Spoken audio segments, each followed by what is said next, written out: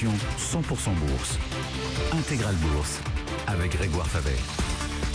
Merci d'être avec nous, merci de nous rejoindre sur BFM Business. On est ensemble jusqu'à 18h pour commenter l'actualité du jour sur les marchés financiers. Il y avait une question qui animait notamment Wall Street depuis quelques temps maintenant. Quelle sera l'action qui franchira la barre des $1000, le seuil symbolique des $1000 par action? Il y avait une course entre Amazon et Google notamment. Eh bien, on a désormais la réponse, c'est Amazon qui a été le premier groupe à voir son action franchir le seuil symbolique des $1000. Alors on est revenu un petit peu en dessous de ce seuil, mais le seuil a bien été touché et même franchi par Amazon au cours de cette séance. On va y revenir dans un instant avec Grégory Volokin du côté de New York, le président de Mescart Financial Services qui est avec nous par téléphone. Et puis grosse journée de statistiques également pour les investisseurs et pas des moindres puisqu'on a eu beaucoup de chiffres d'inflation.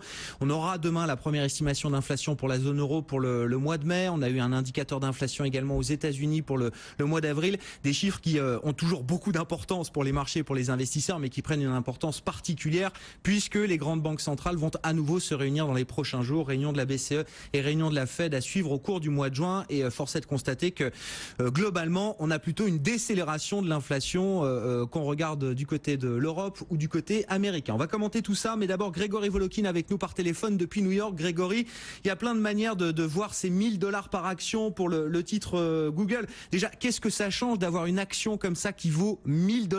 Alors évidemment, ça ne présage rien de la market cap, de la capitalisation boursière du groupe. En l'occurrence, celle d'Amazon est quand même relativement élevée. On est quasiment à $500 milliards de capitalisation boursière. Mais est-ce que c'est un avantage ? Est-ce que c'est un handicap d'avoir une action qui vaut aussi cher en valeur faciale ? Et puis, qu'est-ce que ça nous dit d'Amazon également ? Alors, on a repris les comptes. Ça fait 20 ans qu'Amazon est coté. En mai 1997, l'action Amazon valait $18. Donc, on peut déjà saluer le parcours. Grégory, bienvenue et je vous laisse commenter tout ça. Oui, beaucoup de questions. Pourquoi l'action est à $1000 ? La réponse simpliste, c'est parce qu'elle monte, mais c'est surtout parce qu'en fait, Amazon n'a pas voulu faire récemment de stock split, parce que c'est clair qu'ils auraient pu le faire. Apple l'a fait, même Berkshire Hathaway avait créé une action, donc la compagnie de Warren Buffett, bien moins chère que son action normale. Pourquoi ? Pour deux raisons, je dirais. Pour Amazon, ça leur assure des investisseurs long terme, parce que c'est quand même assez difficile de rentrer et de sortir sur des actions à $1000, ça c'est certain au niveau du trading. Et l'autre chose, ça veut dire tout simplement que si vous êtes une institution et que vous achetez des actions à Amazon, comme aux États-Unis ça s'achète en payant des commissions en cents par action, ça vous coûte pratiquement rien d'investir sur Amazon, alors que si l'action coûtait 10 ou $15, ça vous coûterait très cher. Donc il y a des raisons internes à Amazon. Maintenant, pourquoi cette action va tellement bien ? Écoutez, on en parle pratiquement tous les jours sur vos antennes. Amazon est en train de complètement révolutionner évidemment le commerce, mais je dirais c'est surtout en ce moment la croissance des activités cloud qui intéresse les investisseurs. C'était une activité qui n'existait pas il y a quelques années chez Amazon. Ils sont devenus le leader au monde des services informatiques sur le cloud, avec une croissance de ces activités de 26% annuel. Et si on regarde les activités cloud, elles se vendent à 1,5 fois les ventes, ce qui est un multiple vraiment assez faible. Donc on peut même dire actuellement que Amazon n'est pas une action chère.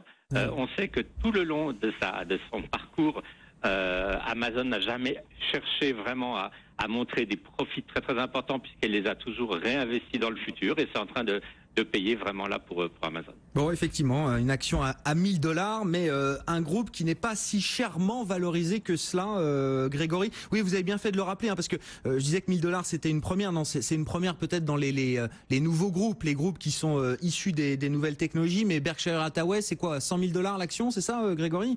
Même plus, je même crois, plus encore 140, maintenant. Enfin voilà. 150 000. Et puis, en fait, on parle beaucoup de Amazon. Il y a une action qui est quand même très très connue, Priceline. Bien sûr. C'est aussi une action Internet. Ils ont presque 100 milliards de market capitalisation en bourse, qui vaut $1,800. Donc Amazon, c'est évidemment beaucoup plus populaire comme nom, mais c'est pas totalement unique. Bon, la course aux $1000, $1000 par action. Donc Amazon, le seuil a été touché au cours de cette séance. Et puis Google, Alphabet, la maison mère de Google, qui n'en est vraiment pas très loin, qui se traite autour de $996 actuellement. Grégory, on a eu des statistiques intéressantes, importantes, bien sûr, dans le contexte actuel, alors que dans une dizaine de jours, 15 jours, la Fed va se réunir pour prendre à nouveau une décision de politique politique monétaire et une hausse de taux qui est à nouveau attendue par les investisseurs, par les marchés. On a eu les dépenses des ménages au mois d'avril, les revenus des ménages également pour ce même mois d'avril, et puis un indicateur d'inflation très important puisque c'est l'indice privilégié par la Réserve fédérale américaine qui mesure l'évolution des prix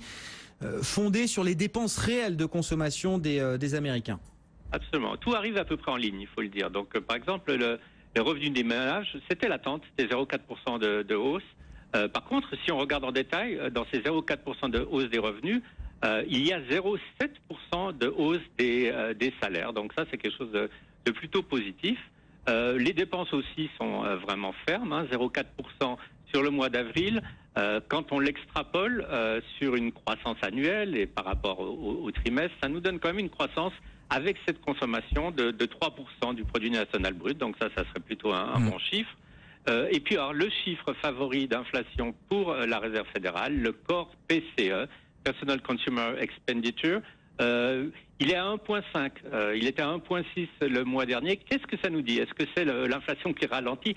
Pas vraiment. C'est un phénomène assez récent dû à quelque chose de tout simple. C'est que les grandes compagnies téléphoniques, dont Verizon, ont commencé à offrir des plans avec un accès Internet à haut débit, avec ce qu'on appelle un flat rate, c'est-à-dire qu'on ne fait plus payer la quantité de data que vous consommez. Alors ça fait un peu baisser, disons, une partie énorme des dépenses des consommateurs qui passent actuellement beaucoup plus de temps sur leur iPhone que nulle part ailleurs au monde.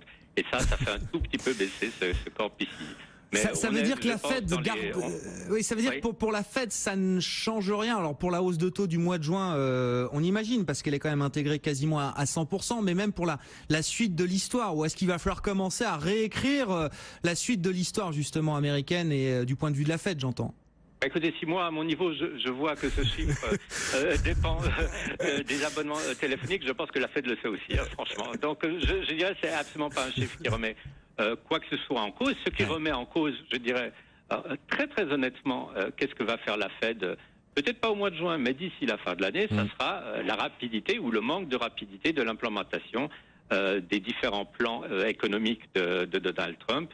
Que ça soit fiscal, que ça soit la santé ou que ça soit les infrastructures. Et ça, je dirais, c'est la grande inconnue. Les statistiques qu'on a sous les yeux peuvent totalement justifier pour le moment ce que la Fed nous communique, 3 hausses de taux cette année et commencer à diminuer son bilan d'ici la fin de l'année. Merci beaucoup Grégory. Je rajoute au chapitre des statistiques